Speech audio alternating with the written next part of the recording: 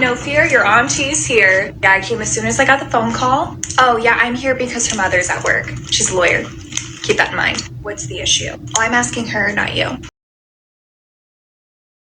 Uh-huh. Oh. Okay.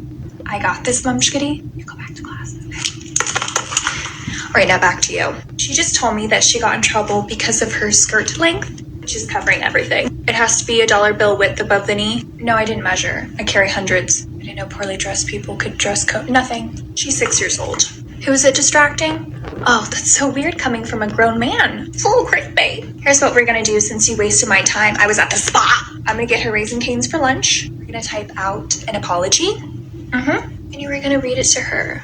And if you don't, I am ranting all over Instagram, Facebook, Twitter, TikTok. You name it, I'm bringing you down. Hi, my lawyer. My sister.